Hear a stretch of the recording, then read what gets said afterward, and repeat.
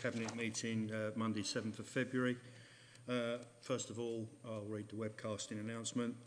This meeting is to be webcast and members are reminded of the need to activate their microphones before speaking.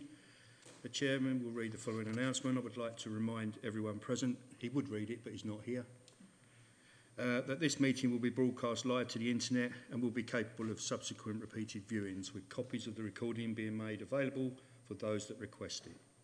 By being present at this meeting, it is likely that the recording cameras will capture your image, and this will result in your image becoming part of the broadcast. You should be aware that this may infringe your human rights and data protection rights. If you have any concern, please speak to the webcasting officer. Please could also remind members to activate their microphones before speaking. Apologies for absence. No apologies, Chairman, but apologies for lateness from Councillor Chris Whitbread. Thank you. Any declarations of interest? No. Reports or updates from portfolio holders? Councillor Sunga. Thank you, Chair. Good evening, everybody. Just want to give a brief update on the employee survey that is going to be carried out beyond the pandemic. Work has started on an employee survey which will be delivered in Q1 of 2022 and 23. I've been going on about the HMLR, the Local Authority Searches project. Just want to give a brief update on that, Chair. The data migration to the cloud has now been completed, but a data cleansing exercise is now also underway. We're waiting for HMLR to provide us with their delivery plan. So they're not waiting on us, but we're actually waiting for them to give us that plan to know whether an interface to allow the data to flow from the new planning portal to HMLR will be ready to implement to assist both projects. Currently, the cost of, I just want to also touch on the cost of printing and posting members' paper agendas. We've done an exercise just to explore what the costings were. It comes around about $25,000 per year. Working with customer member services, we're also encouraging, along with Councillor Kane, encouraging members to move on to a paperless agendas through assist in making savings using the IT instead, so the iPads that we've all got. On a positive note, we're also exploring a range of opportunities to market our conference suite to maximise income, thus supporting our budget position as well. Thank you, Chair. Thank you, Councillor Sunga. Can you just confirm for me, HMLR is Her Majesty's Land Registry Department, because many of the members of the public that are watching today would not associate that as similarly. Yes? Yes, that is correct. Yes, Her Majesty's Land Registry. HMLR is Her Majesty's Land Registry. Land Registry Search. Thank you. Thank you. Moving on, item 5. I shall now vacate the chair in favour of the correct chairman. Cheers, Nigel. Thank you. Number 5. Lovely. Just about to start. Thank you.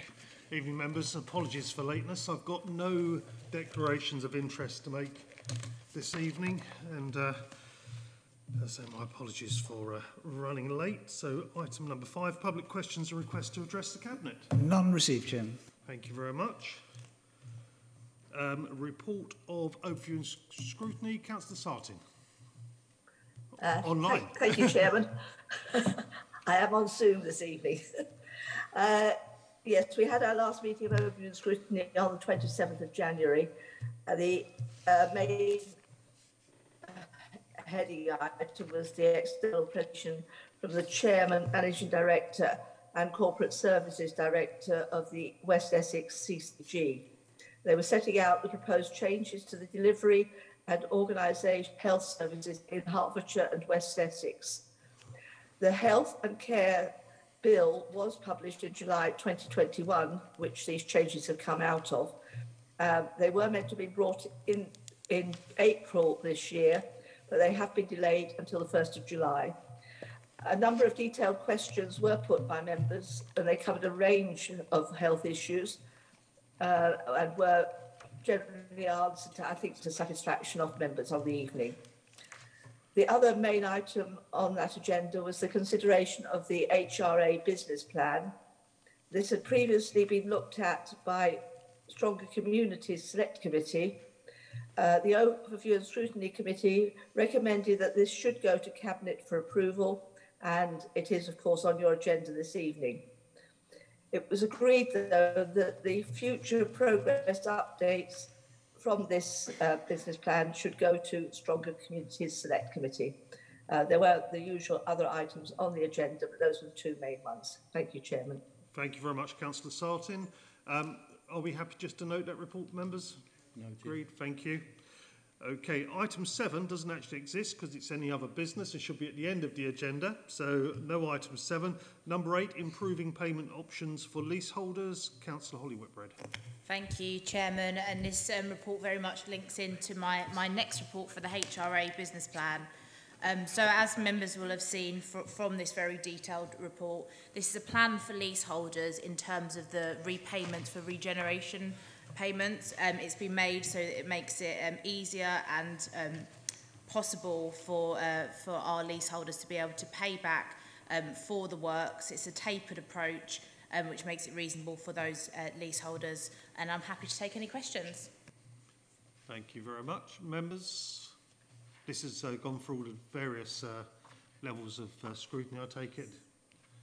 Okay, no members indicating. I'm looking on screen. Councillor Brooks. Thank you, Councillor Whitbread and Whitbread. Just to say, I'm really pleased to see that we've had a thorough survey, and this is a good report. It came to one of the select committees, though not everyone was agreed on interest rates we should provide. But because of my experience on the Oakwood Hill estate particularly, these bills come pretty hard for people, and I do feel that it's important we offer, particularly the ones who are occupying, the chance to have these payment plans. Thank you. Thank you very much. Councillor Whitbread. Thank you, and thank you, Councillor Brooks, for those comments. I agree. I think it's really important that the payment plans are in place and that they're realistic for our leaseholders. It's a really important piece of work that we're doing in terms of regeneration, and obviously it will benefit our leaseholders as well as our estates more widely. Thank you. Thank you very much. Councillor Patel. Thank you, Chairman. Just a really quick question or point of clarification. Recommendation number 4 references extreme hardship. What is the definition that we're given to that term? And also where delegated authority where there is to be delegated authority, who is delegated authority in that respect? Councillor Holly Whitbread. Thank you, Chairman. Thank you, Councillor Patel. I will refer to Deborah Fenton on that question. Thank you. Deborah. Thank you. So it would be delegated authority to myself to make a judgment, and the judgment would be, to give you an example, if somebody had borrowed between 12,500 and 17,500 and they couldn't repay that payment in 108 months, we may choose to extend the payment period for them. So it will be based on individual needs, which I think is fair and the right thing to do, particularly in these difficult, challenging times. Councillor Whitbread. I'm not sure whether it's appropriate for me to ask a question on my own report, but if Deborah could explain how many cases she thinks it will be likely that we receive of such hardship causes. Certainly unusual. Deborah. Yes, it will be unusual, and I haven't got that data with me right now, but I can certainly do some further research on that and give you that information at a later date.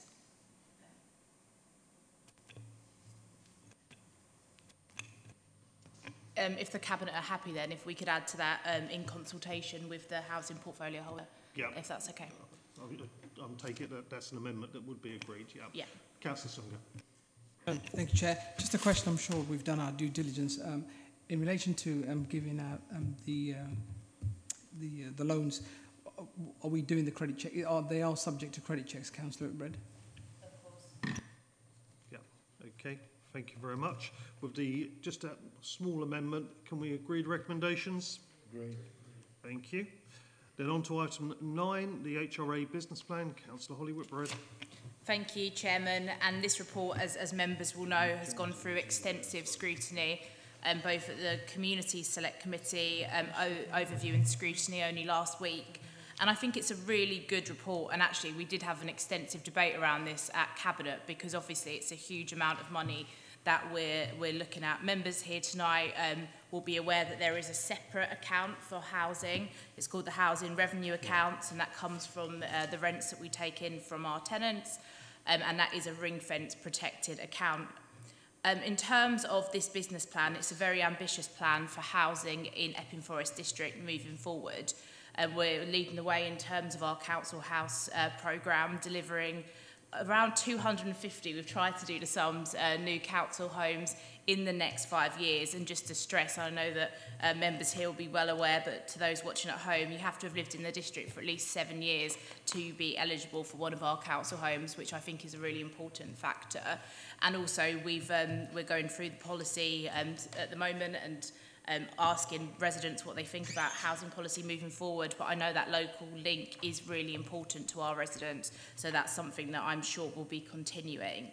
In terms of this HRA plan, it doesn't only set out plans for new homes, but the regeneration of our existing estates, particularly looking at the Shelley estate, which is a key area for regeneration. And actually, where we own, I think, 6,500 of our own properties here in Epping Forest, many of which were built in the 50s and 60s, there is a huge amount of regeneration that is needed. So it is vital that we look at improving the places that already exist as well as building new ones. And also linked to that is the importance of health and the levelling up agenda and ensuring we have great places for local people to live. So people will know I haven't gone too much into the technical detail this evening. I know we've had extensive opportunity to debate that and look into that, but I am happy to take any questions. One thing that I would flag is that this will be reviewed yearly, so I'm conscious it's a huge amount of money, £189 million we're looking at investing in housing in the coming period. So it's a huge amount of money, but it does have that caveat that we'll be reviewing it every year and making sure that we are doing the right thing. Thank you. Thank you. Councillor Bedford. Thank you, Chairman. First of all, I'd like to thank officers Deborah Fenton and obviously Holly Whitbread, portfolio holder, for actually recognising the need for investment in the Shelley area, which, as you know, I'm a district councillor there, and it's been many years in coming. We've not invested in Shelley Estate for probably 40 odd, 50, maybe even 60 years since it was built. It was built at a time when we had trouble, little tiny cars going down the roads, and nothing has improved since. And I welcome the fact that there was some concerns around residents and what was going to happen, and we've held several workshops and discussions with local residents to allay those fears. And any money that's invested there can only be, or can see, a brighter future for the area of Shelley going forward. Thank you. Thank you. Councillor Holly Whitbread. Thank you, Chairman, and thank you, Councillor Bedford, for highlighting the great work that's going on in Shelley, and actually the community-led approach that the housing team have been adopting in terms of our regeneration projects and new council properties. I know that the bungalow properties in Ongar have just come online and will be open very soon, so that's really exciting, and actually showing the kind of diversity and range of houses we're delivering for local people, so not only them family homes but also bungalows, whether it be people with disabilities or older. Thank you. Thank you very much. I've got Councillor John Phillip online. Thank you, Councillor Whitbread. You'll be pleased to know I'm not going to say very much tonight, because I'll cough. I welcome the fact that we have a business plan coming forward. As Cabinet knows, I've spoken many times on the need for this. As Councillor Whitbread is aware, the level of borrowing that is required from this is significant. I welcome the fact that we're reviewing it every year, and that certainly gives me comfort that we will make sure that we're able to address any of the potential things that might impact in terms of making that burden of debt less affordable. As it is at the moment, I welcome this. Thank you very much. Councillor Patel.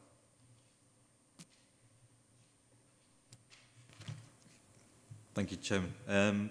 Just a question really around the term used, the decent home standard.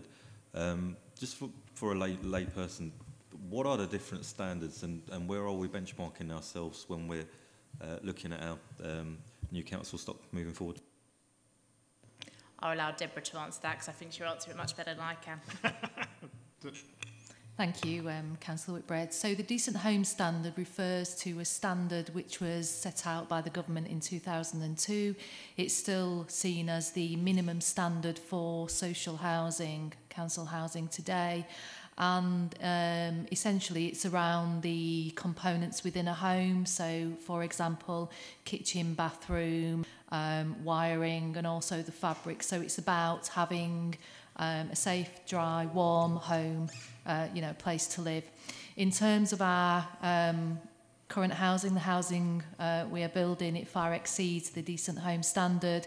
We actually build to a passive house standard now, which is fabric first, and helps alleviate fuel poverty. So absolutely way above that standard which was set by government in 2002. Thank you very much. Councillor Patel. Thank you for allowing me to come back. I think if we're reviewing this on a year-on-year basis then, and we are working to a higher standard, I think we should be stating that in the report. So if we are working to the passive home standard, then I think it's worth stating that, that we as Epping Forest District Council, this is our benchmark, and not using a gauge from previous. Just in terms of how much, obviously with us and the sustainability agenda and achieving carbon neutral, does it also encompass some of that as well? Thank you, Chairman.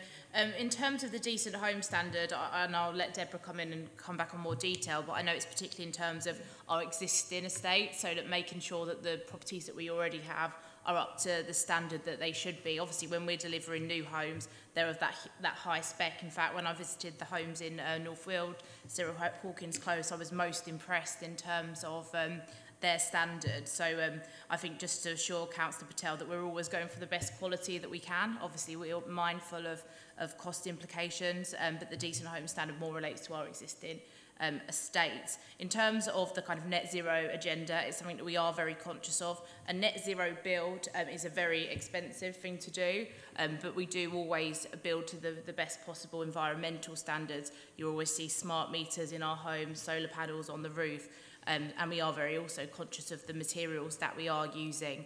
So the answer is yes, we do think about the environment when we're building, and I know that I was keen to do some kind of partnership work in terms of net zero homes and whether we could get some more grant funding from Homes England, but I don't know if Deborah wants to come in on any advancements there. Deborah? Thank you. And thank you, Councillor Whitbread. And we're actually in early discussions with E.ON. We're looking at partnering with E.ON to do a pilot of around 50 houses and looking at retrofitting in terms of sustainability and net zero. So that's the first project we're working on at the moment. And then we've got another project where we're going to be looking at using solar panels and batteries, and we're going to be carrying out some research to understand whether that takes our residents out of fuel poverty. So we are at the forefront in terms of thinking of what we can do within our current properties, as well as thinking about our future new builds. Great, thank you very much. Councillor Holly Whitbread. Thank you, Chairman. I just wanted to thank Deborah for the piece of work that she was doing because I think it's particularly pertinent at the moment with the cost of living crisis and the energy crisis, and actually looking at how we can help supporting our existing tenants with energy bills. Thank you. Yeah, thank you. Councillor Lee. Thank you, Chairman. Most of it's answered, really, because I was concerned with the rising prices of fuel, because it's really, I know just by my bills have literally trebled, and they're telling us it's going up again in April. And that's really what I was concerned about. By what you're saying, though, boilers and things like that are being looked at, and hopefully, somehow or the other, we're going to do it that they're more reasonably priced. But I really don't know how you're going to do it. So can anyone enlighten me? Yeah, Councillor, thanks. Councillor Holly Whitbread. I think in terms of our own estates, I think the answer is that we're doing what we can. Obviously, we also have to be mindful of our costs and the costs to the council. I know last week the government announced the council tax rebate, which I don't know if the leader wants to touch on in more detail, but I know the government are putting policies in place to try and support people, but I think this is an ongoing issue that we'll be watching, and hopefully some support can be in place and hopefully they will level out the energy prices. Thank you. Yeah, thank you, Councillor Whitbread. I think this is a good report. It's very bold. It's a good policy for the future of the housing estates. And I thank Deborah in particular for the work that's gone into this with the team from housing. The important thing, of course, and Councillor Lee is quite correct, it's about making them, the homes as energy efficient as possible. That's how we can best help our residents in our council house stock. We've come a long way. Decent Home Standard was a good starting point. I think the important thing is that our new homes are of a very good standard, very sustainably built, which is a really big plus. But of course, we are going through very difficult times with heating bills rising and all energy costs rising rapidly. Of course, the government has stepped in last week with some packages that will hopefully help our residents, but we will see how that all pans out. And I'm sure our council tax department are getting busy trying to work out how they're going to do the £150 rebate once the bills go out. So it's an interesting time. Members, you've got before you the recommendations this evening. This has gone through scrutiny panels. It's been very, very well discussed and debated at all levels. Can we agree the recommendations? Agreed. Thank you. Okay. Item 10 is the Harlow Garden Town Future Leadership and Governance. Councillor Bedford. Thank you, Chairman. So the Harlow Gilston Garden Town, HGGT for short, will enable approximately 16,000 new homes by 2033, with an additional 7,000 delivered beyond that date. It's going to require £1.7 billion of infrastructure investment, which is going into transport, education, healthcare, emergency services, community facilities, open spaces and more. This planned growth will cross the boundaries of the 5 council partners, which are East Herts, Epping Forest, Harlow District Council and Essex and Hertfordshire County Councils. The scale of the planned activities poses a significant delivery challenge to the partner authorities. This report therefore outlines the options for future governance of the Garden Town project. It sets up the work carried out by officers, the Harlow Gilston Garden Town Board and the Governance Task and Finish Group, consisting of members and officers. In appraising options and the recommendations in principle to explore the proposals of a Harlow Gilston Garden Town Joint Committee, this report recommends Cabinet approval, in principle, of that decision to the establishment of a Harlow Gilston Garden Town Joint Committee. At its meeting in July 2021, the Task and Finish Group instructed officers to undertake further work to provide a detailed proposal for the establishment of a joint committee with the ambition of establishing this by May 2022.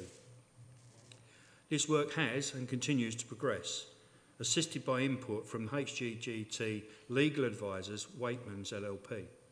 In order to progress work to the next detailed stage and to enable implementation of new formalised government arrangements for the beginning of the new municipal year, a formal decision by all 5 partners on the principles of the new governance arrangements for the HGGT is required. Therefore, the recommendations and the decisions are as noted in the paper. The Epping Forest District Council agrees in principle to explore the creation of a Harlow and Gilston Garden Town Joint Committee, consisting of representatives by all 5 partner councils. And 2, the details of the constitution, priorities and the operating model of the proposed joint committee will return to EFDC for further consideration. I also want to inform Cabinet that I am the nominated member that has been allocated to the Member and Officer Task and Finish Group, so that you're all now aware of that. Thank you. Thank you very much, Councillor Bedford. Members? No comments? Councillor Phillip. Thank you, Chairman. I'm reassured by what Councillor Bedford has said in terms of details coming back to the Cabinet in terms of what they're actually proposing. I completely agree that we need to move forward with an advance to the leadership and governance of Harlow, Gilston, Garden Town, but it is important to note that we need to retain appropriate oversight of our own district, even though those parts are part of the larger Harlow, Gilston, Garden Town. So in terms of moving this forward, I think it's definitely the right thing to do, but just putting down a marker that we need to see that we are properly protected in what we do going forward. Thank you very much. Councillor Bedford, any comment? No, thank you for those comments. We are keeping a careful eye on the expenditure and how it's going to be managed going forward, and joint committee appears to be the best way of doing this. Thank you. Okay, thank you. Councillor Sartin. Thank you, Chairman. In a sense, I'm just following on with the same sort of message that Councillor Phillip has given. When I looked at this paper and I got to page 75 and saw the possible proposal of a joint planning committee, that concerned me. I was reassured when I got to page 77 on paragraph 20 that this was not considered to be desirable. I'm just really putting a marker down that I would be very concerned if this one did creep forward in the future. Thank you very much, Chairman. Thank you, Councillor Sartin. I don't think we've got any plans to allow that to creep forward, and I don't know whether we've got representation here this evening from the Harlow Garden Town Board. Naisha, would you like to say anything on that point? Hi, yeah, thanks. Hi, everybody. No, there is no suggestion that there is a shared service around development management processes being proposed as part of this. It is about the wider corporate governance across the 5 organisations to enable the growth to come forward, but also that growth is beneficial to future communities and existing communities as well. Thank you very much. Councillor Sartin, does that answer your question? Yes, thank you very much. That gives a level of assurance. Thank you, Chairman. Thank you very much. Members, you've got the recommendations before you. I've got no other speakers. Are you happy with the recommendations? Can I agree those? Thank you. Now we move on to item 11, Town Centre Regeneration. Now this is Councillor Phillip. Are you happy to take it, Councillor Phillip? I know you're under the weather at the moment. Indeed. Was that a Derby? I think Councillor Phillip is frozen on the somewhere in the ether. Councillor, Mr. Houston, would you like to kick us off on this one while John unfreezes himself? Thank you, Chairman. This report updates on the previous reports we've brought to Cabinet on Town Centre Regeneration. A lot of the themes and the actions in this report members will be aware of. Appendix 1 lists a lot of the practical delivery that's taken place right across the district through 2 very challenging years. Those actions are not the sole responsibility for the economic development team. They've been delivered by colleagues right across the organisation, and importantly by partners in all of our town centres and high streets across the district. We have been speaking to both the Place Committee and the High Street Task and Finish Task Force around key themes and metrics going forward to measure the impact of the work that we're doing locally. And in the report are some suggested potential strategic themes to manage our long-term work on town centres. I think the key takeaways from the report and the monitoring that's been done is high streets in Epping Forest are performing remarkably well against the national averages. We still have reasonably strong footfall. We have a very diverse offer and quite a strong percentage of independent stores that add to the character of our district. But the information coming from national bodies and national research is that retail on high streets is facing a challenging future, and high streets will need to change and adapt if they're to maintain their vibrancy. So I think the key message from us is lots of good work already being undertaken, a lot of more work to be done, We're in a good place, but essentially there's no room for complacency. And thanks to all those people who've taken time and given effort to make this work happen. Thank you very much, Mr. Houston. That was very helpful. I think members have been surprised, and I'm sure as a local business person. Back, Chairman. Oh, John, we've just had a really good presentation from Mr. Houston. Would you like to add anything to what's been said? Absolutely. I was going to make a couple of changes to the recommendations, Chairman. Right. In terms of recommendation number 3, as you'll see in the report, we have written out to parish and town councils that we've been working with on the town centre regeneration, asking for a minimal amount of funding for the town centre project manager position. I'd like to just change that recommendation to the members agree to retain the town centre management function moving forward, subject to getting financial buy-in from the involved town and parish councils. Okay, members, are you all happy with that amendment? In a second. Can I have a seconder for that amendment?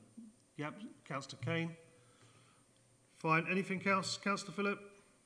Yeah, looking at it from a purely a process point of view, I don't believe that Cabinet should be referring things to task and finish panel, because a task and finish panel in its title, it was set up to deal with a task and then finish. If we take the town centre management position forward, then I think I will bring back a further report saying how we plan to take it on into 2022 to 23. And at that point, I'll ask Overview and Scrutiny to identify where this should go. So I don't believe we need recommendation 4 at this stage. Okay, so delete recommendation 4. Have I got a seconder for that proposal? Yeah, Councillor Sam Kane. Okay, let's take some questions then. Councillor Patel. Thank you, Chairman. I think this report that's come forward this evening, Town Centre Regeneration, was one of a number of items that were listed previously in our economic recovery plan, which essentially the principles of which were started back in June 2020. And it's good to see that progress has been made, and the reports that came forward raising recommendations around the different town centre areas. Essentially, was a good detailed report. Little concerned with regards to the recommendation that the portfolio holder has brought forward regarding item recommendation number 3. The idea of that report was essentially it was a partnership. The idea of that was that its success could only be determined through partnership working. What has the level of engagement been with the parish councils? Have you seen support from them in this regard?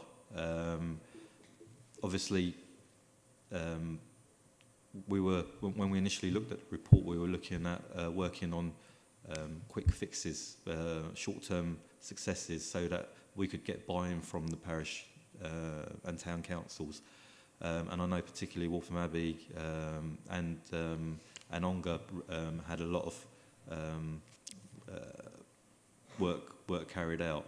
So where are we now with the parish and town councils, and what is that relationship like at this stage? Councillor Phillip. Thank you, Councillor Patel. I think it's fair to say that the relationships are good, that the towns and parish councils are seeing value in what we're doing. What I've been trying to do, and this came up at Audit and Governance, in terms of how we're determining whether we're getting value for money for the amount of money that we're putting into it. And just to put it into context, we're probably talking in terms of staffing and on costs somewhere in the range of 100 or slightly above a year, because we've got a transit and a project manager and an assistant in there. What we're trying to do is to make sure that the parish and town councils see what we're doing as being something that is valuable and tangibly valuable.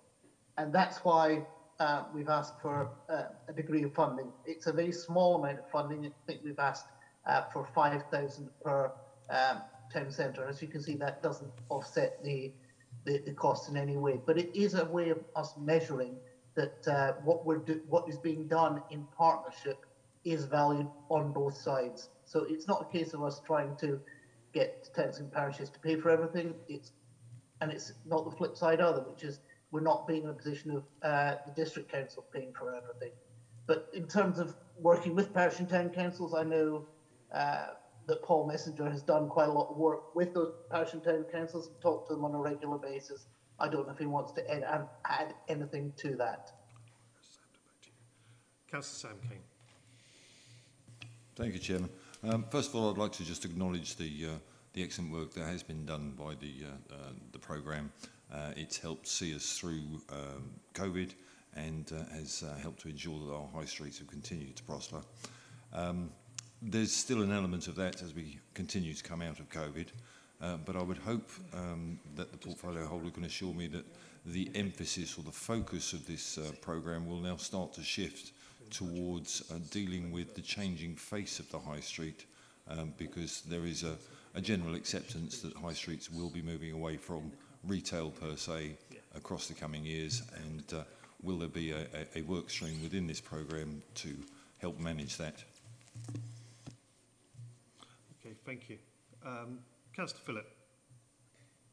Thank you, Councillor Kane. Yes, as you can see from further on in the report, there are many other things that we're looking at, and not just initial recovery from COVID things. If that was the case, then I'm not sure that we'd be even considering running it forward into next year. But again, it comes as a partnership work, and that's why the second recommendation is in there in terms of taking this further forward, setting up a way of looking at it across various areas, while recognising that each area is individual and with different pressures on it. From an economic development point of view, what we can say is that our rates of vacancy on our high streets are very competitive nationally. Super. Thank you, Councillor Phillip. Councillor Patel, you want to come back again? Yes, thank you, Chairman. I just wanted to say that when the post of a town centre manager was brought forward and approved, I was very happy.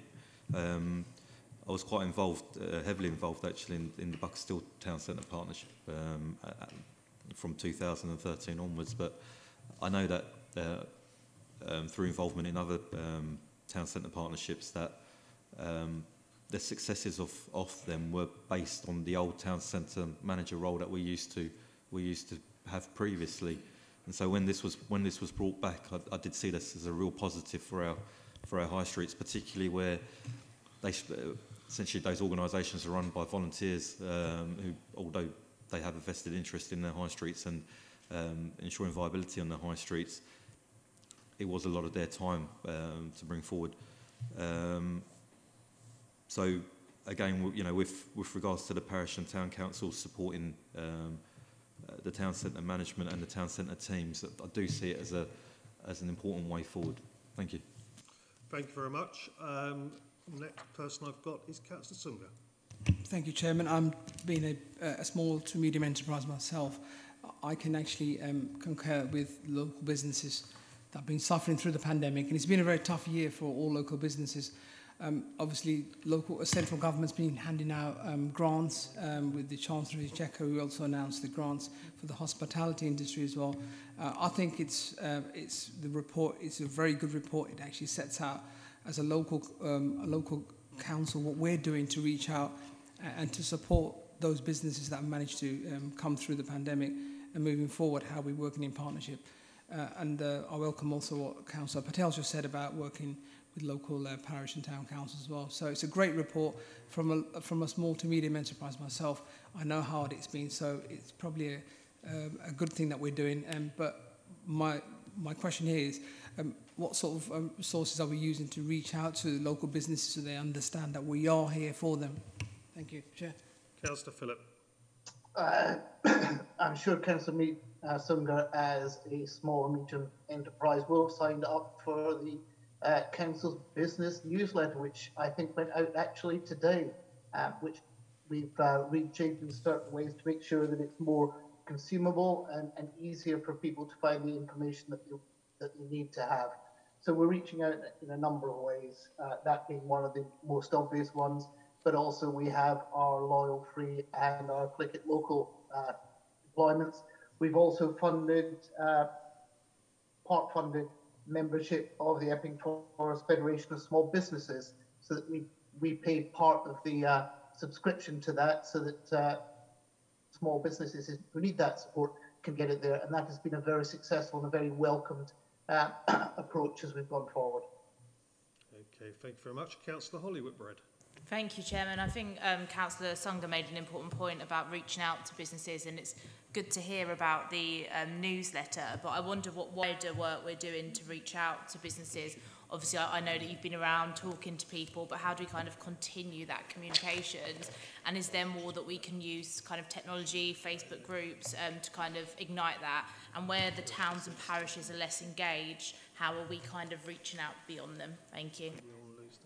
Thank you very much, Councillor Whitbread. Councillor Phillip, any comments on that question? It's a fairly wide-ranging question. We are doing what we can within the constraints that our resources allow. We found the newsletter to be useful. We found the feedback from businesses suggesting that we don't put quite as much in it, and make sure that it comes out on a Monday rather than a Friday. So we're taking those ones forward. We aren't in ourselves replacing everything that happens through towns and parish councils. So we need to support them, but we need to recognise, as has been said before, that this is a partnership piece of work. It's not just us doing things to people. We're trying to establish the right environment for things to take place.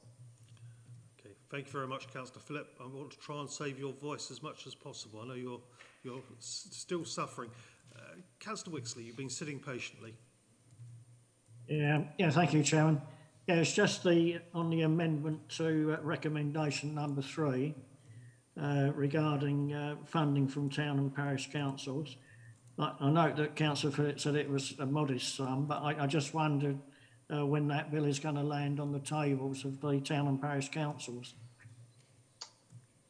So, Councillor Wixley, it's not out a bill. We wrote to the parish and town councils back in early December, highlighting it. To put it bluntly, it's £5,000 per town centre.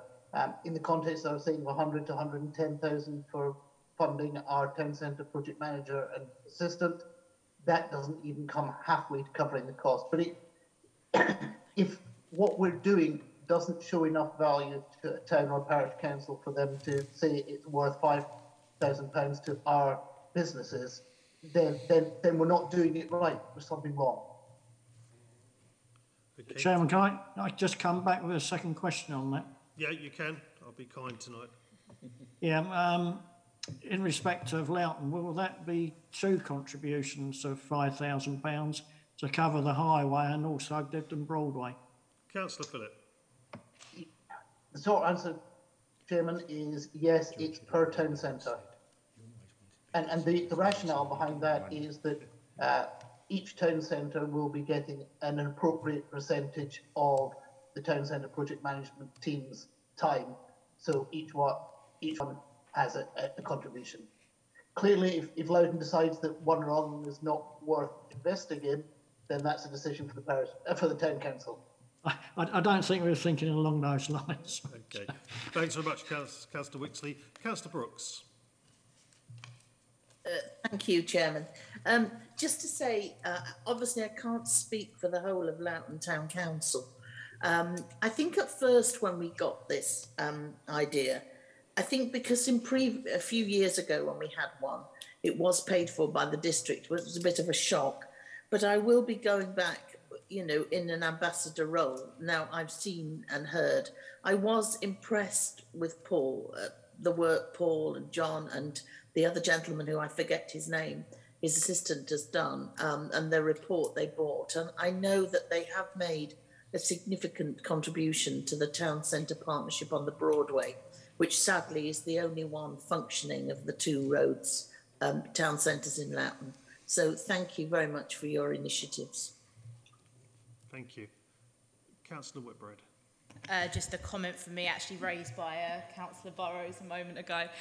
Just wanted to say how good the work of the Highways Rangers was, and I know we've seen the benefit of that in Epping and Waltham Abbey and Sun Street, and that really kind of enhances our spaces in the High Street. And actually a bit of breaking news just to highlight this evening that the dreaded bollards on Station Road will be replaced on the 21st of February, and they've got the bollards, which is good news. It's taken months, so I want to say thank you on that. As long as they're not just going to be replaced by new bollards. Got some lovely metal railings. Superb. That's good news. Councillor Burrows, or has your question been stolen? A lump of it, yeah, but it's about normal. I just would say about the Highway Rangers is actually I understand that we've got more money for them, and that's a great move forward. And they have done a job for me this week in Berry Lane, where they uncovered a sign that had been covered, I think, for many years. So Highway Rangers are great, and that is somewhere where we got these big fixes or quick fixes, didn't we, from them. And that should be increased, and hopefully we're going to see with the extra money going in there much more of that. But councillors do have to report stuff, and so do generally public, to remind people. Cheers. Good point. Thank you very much. If I can just say that that's Councillor Burrows trying to do to me what Councillor Whitbread did to him, and take my thunder from my budget report, where we talk about additional funding for the work of the Highways Rangers. Councillor Phillip, good news should be repeated many times, at least 8. Councillor McCready. No? Doesn't wish to speak? Sorry, my apologies. Okay, so we've got the recommendations before us this evening. I think we can all agree that this was the right thing to do at the time we've done it through the pandemic, and we're now hopefully, touch wood, starting to come through, and we're unlocked, and our high streets are up and running again. There are challenges still out there. I have been really surprised by how well the high streets have done and how shops have been filled when they're empty. I think Epping High Street is a good example of that. Indeed, I was speaking to a local landlord the other day who actually has a waiting list for their shops when they become available, which has got to be good news for the area. And things have changed a great deal, haven't they? Because we've seen our income drop from our car parks, and people are walking into the high streets again now. And of course, the whole picture is changing. But we have to be alert to what's going on. Things could change very quickly. Hospitality has gone for a really good patch as people have had their freedoms back again, but we don't know whether that will last. We see our shops, our retail shops seem to be doing okay, but we don't know yet with the cost of living increases whether that will last. So I think this is a time of some fluidity in how we need to react. We do need to work in partnership with the towns and parishes on this. It's not a project we can do in isolation. We can't afford to do everything in isolation. As you heard Councillor Phillip quite reasonably argue, what we're asking for is a very small sum of money towards quite a big overhead by taking this forward. And we have to remember this is something that we want to do because we want to see our high streets and local economy doing well. But of course, it's not one of our statutory roles, and we have to be aware of that.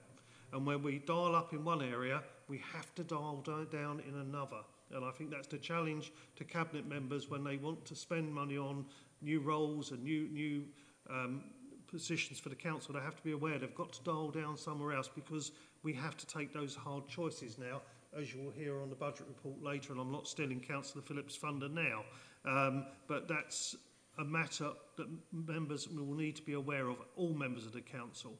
But it is about flexibility, it is about partnership working. So I agree personally with the changes to the recommendations. So on item 3, Mr. Hendy, did you catch the changes to the recommendations? Yes, item 3, add on to the end, subject to the financial buy-in by town and parish councils. And we will delete recommendation 4. Members, with those changes, can I agree the recommendations? Agreed. Thank you very much. Thank you, Councillor Phillip. We then move on to the next item on the agenda, which is the Qualis Quarterly Monitoring Report. Councillor Phillip again. Thank you, Chairman. And in the interest of my voice, I'm not going to say very much on this one at all.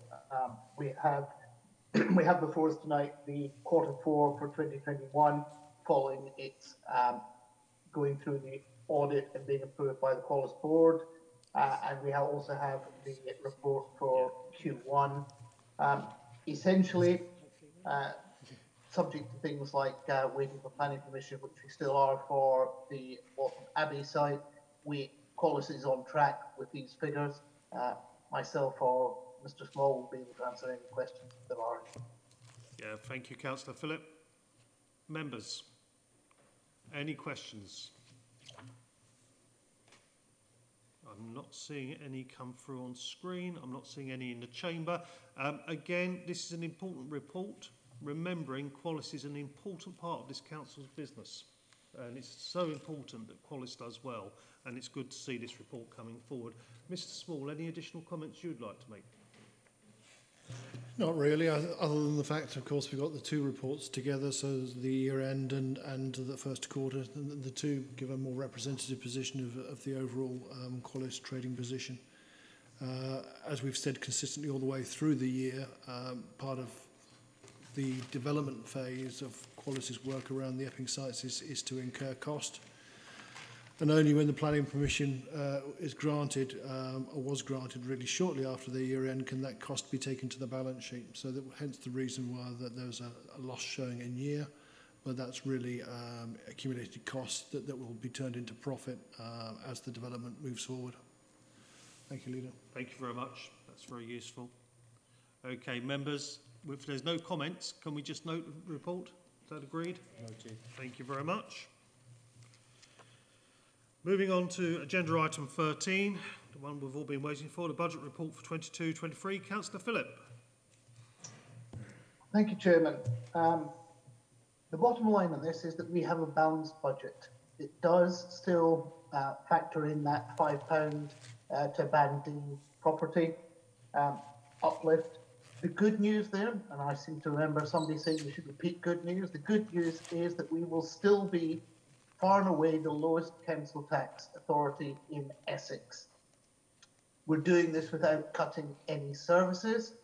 We're maintaining our offer to our residents. We have within this report detailed budgets for both the General Fund and the HRA. We've taken this through scrutiny, and I can reflect back to Cabinet that it was welcoming for the additional detail we put into the budget for this year at an earlier stage, so that people would be able to see it in more detail early on. I'd like to thank my Cabinet colleagues and their officers for the changes that they have been able to work from when we started. Just so people don't forget that when we started this way back, first bringing it to Cabinet in October, we had a gap of £1.5 million. To put that into context, our total council tax take is only a bit over £8 million. So that puts into context quite what a large hole we had. There's been a lot of work done, both in terms of us looking to achieve more income, but also control our costs significantly. If we look at page 144, we can see the projections for the General Fund. It's worth saying that we are still going to be below our minimum revenue provision on the General Fund of 4 million. As members will remember, we agreed to spend 1.35 million of our reserves for the budget this year. When I brought forward the Q3 report, it was clear that we were actually spending ahead of that level, so it's unlikely we'll be able to reduce that 1.3. So this budget does take advantage of the one-off payments that the government is giving to us for this year to start to put some of our money back into reserves. We need to do that because we need to drive our reserves back up towards that 4 million. It won't be a quick fix because we don't have lots of extra money, but we made the decision that some of that additional one-off funding should go towards replenishing reserves, which will give us the reserves that we should have. There are a number of areas coming forward in future years, which will give us increased pressure. It's called out in the table on page 144 in terms of the new waste contract. We have also factored in, obviously, the HRA business plan, which we discussed as a cabinet earlier on this evening. So, Chairman, this is a balanced budget. This is a budget that allows us to put some money back into our reserves to start moving in the direction that we should be. We're not proposing major service cuts. We're staying as the lowest council tax authority in Essex. I commend it to my colleagues. Thank you very much, Councillor Phillip. Mr Small, would you like to add anything to what Councillor Phillip has said? Not really, Leader, if I'm honest with you. I think Councillor Phillip covered it all really, other than not only be repeating largely what he said. Well, I think there's just one thing to highlight is about the government grant situation really, and the government's proposals to change the way it distributes money to councils in future years. So the government's been proposing to implement something called a fair funding review over a number of years, and it's been delayed because of COVID. We thought it might get implemented for 22-23, but the government's pushed this back now again because I think it just run out of time to get it done in the time frame available. But it is likely the government will introduce this from 23-24, and it will probably use that to promote some of its levelling up agenda as well. Yeah. And I think there's a significant risk that some of those councils, that perhaps the London councils, maybe the South East districts, might potentially do quite badly out of that as government redistributes money across the country. There will probably be transitional arrangements to make sure that we don't lose disproportionately in any one given year. But just to flag that some of the additional money that the government did push our way in the settlement back in December, the government's been very clear, or gone to some lengths to stress the fact that this was one-off money, and the government and the councils shouldn't rely on that in terms of assuming they'll get that in any transitional relief baselining as part of the fairer funding review. So I think it's kind of a difficult position moving beyond 22-23 into 23-24, and the councils continue to focus on efficiencies and savings and being as effective as it can in terms of how it utilises its resources. But otherwise, I think it's a good budget. Thank you. Yeah, thank you, Mr Small. Members of the Cabinet, any questions? Okay. Councillor Patel. It's not a question as such, Chairman, it's mainly a comment. I think just like to echo the comments that Councillor Phillip has made in thanking the officers for bringing forward this budget. I know that work on it started a long way back because it was seen as an exercise which was going to be difficult moving forward, and to get to the position where we've got to now is very good work. I think it's absolutely amazing that we haven't cut any service area at all, which for councils up and down the country is a real issue at the moment, and I think we should be congratulated on that fact alone. Thank you. Okay, thank you, Councillor Patel, for them comments.